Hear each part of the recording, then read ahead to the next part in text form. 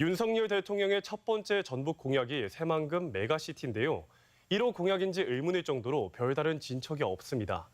군산시와 김제시의 갈등 때문에 한 발짝도 나아가지 못하는 것이 현실이기 때문인데요. 이러다 보니 공약 이행을 위해 전북 정치권이 앞장서 내부 갈등의 조정자 역할을 맡아야 한다는 지적이 나오고 있습니다. 강동엽 기자입니다. 지난 대선 당시 전북을 찾아 미래 청사진을 제시한 윤석열 대통령. 그중 첫 번째로 이름을 올린 것은 새만금 메가시티였습니다. 군산과 김제, 부안을 하나로 묶어 인구 40만 명가량의 중심 도시를 육성해 새만금 발전의 축으로 삼겠다는 겁니다. 재정으로 투자도 많이 돼 있었습니다.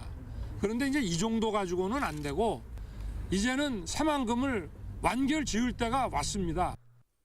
이 같은 상징성에도 불구하고 공약은 낮잠만 자고 있습니다. 새만금 관할권을 둘러싼 군산과 김제시의 갈등에 묶여 한 발짝도 나가지 못하고 있는 겁니다. 군산시와 군산시의회는 메가시티 추진을 강력히 요청하는 반면 김제시와 김제시의회는 관할권을 우선 해결해야 한다며 제동을 거는 것. 새만금개발청이 각각 이런 의견을 잇따라 전달하며 현격한 시각차를 드러내고 있습니다. 이처럼 반복되는 분쟁의 굴레에 갇히면서 우려의 목소리가 적지 않습니다. 전북 발전의 호재가 메마른 상황에서 메가시티는 정부의 행정적, 재정적 지원과 공공기관 배정의 근거가 될 수 있어 새만금 발전의 또 다른 돌파구가 될 수 있습니다.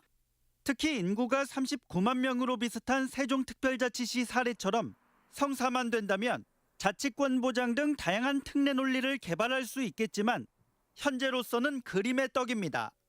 전북자치도 의회 역시 지난해부터 특위를 꾸려 중간 단계인 새만금 특별자치단체 구성을 위한 중재에 나섰지만 접점을 찾지 못한 상황. 결국 새롭게 구성된 전북정치권이 나서 해법을 찾아야 한다는 말이 나옵니다. 재선에 성공한 신영대 이원택 의원이 통합시나 지자체연합 관련 논의에 참여하고 지역민의 공감대 마련을 위한 공동행보에 나섰느냐가 관건이 될 전망입니다.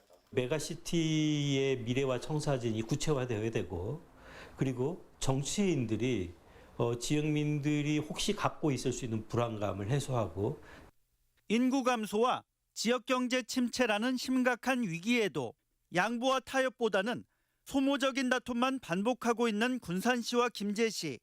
해묵은 갈등을 풀어내 새만금 메가시티의 토대를 마련하는 것이 전북 정치권에 시급한 과제가 되고 있습니다. MBC 뉴스 강동엽입니다.